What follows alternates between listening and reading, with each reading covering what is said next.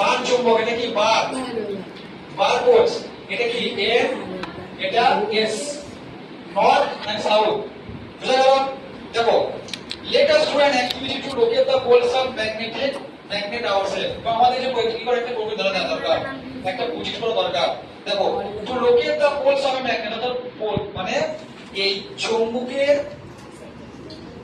দিক নির্ণয় করতে আমাদের অ্যাক্টিভিটি কি করতে হবে, অ্যাক্টিভিটি 2 করতে হবে।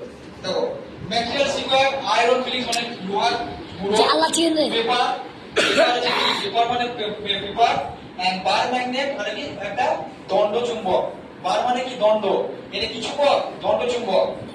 দেখো, put some iron filings on a sheet of paper, কিছু sheet পেপারের মধ্যে আয়রন মানে হলো and roll a bar magnet in the fillings and then lift it up। এবং কি করা হলো যে এখানে কিছু, এইখানে ধরো কিছু চুম্বক দিয়েছে এবং এখানে একটা বার চুম্বক দেওয়া হলো। তাহলে কি হবে, আমরা কি দেখবো যে আমরা দেখবো এই দুটো মেরু বরাবর কি হবে, এই দুটো মেরু বরাবর কি হবে বলো, এইখানে বেশি পরিমাণে লেগে থাকবে কোনগুলো, এই আয়রন ফিলারগুলো। মানে এর থেকে আমরা বুঝতে পারবো যে এই দুটো মেরুতে চুম্বকের আকর্ষণ সবথেকে বেশি। বুঝতে পারলাম? North and south.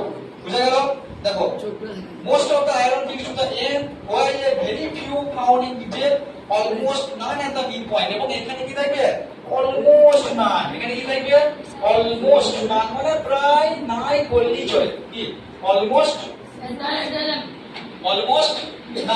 মানে একদম না বললেই চলে। ঠিক আছে, কনক্লুশন দেখো, the poles of a magnet are located as it is where the magnetic attraction is the strongest। Strongest দিকে এই দুটো মেরু দেখিয়েছে চৌম্বকত্ব সবথেকে বেশি একদম ধারের দিকে, আর মিডলে গিয়ে মিডলে একদম কি, মিডলে গিয়ে ফারাক কম। বুঝতে পারছিস? বুঝতে পারছিস?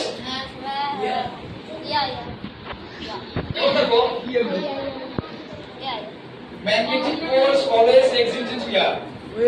যে এই যে চৌম্বকত্ব মেরু সর্বক্ষণ কি হয়, তারা জোড়া আকারই থাকে, কোন একা থাকতে পারে না। আরে একা থাকতে পারবে না। দেখো, a magnet will always have a north pole and a south pole। তাহলে একটা চৌম্বকের সর্বক্ষণই দুটো দিক থাকে, একটা হচ্ছে নর্থ পোল, একটা কি, একটা সাউথ পোল।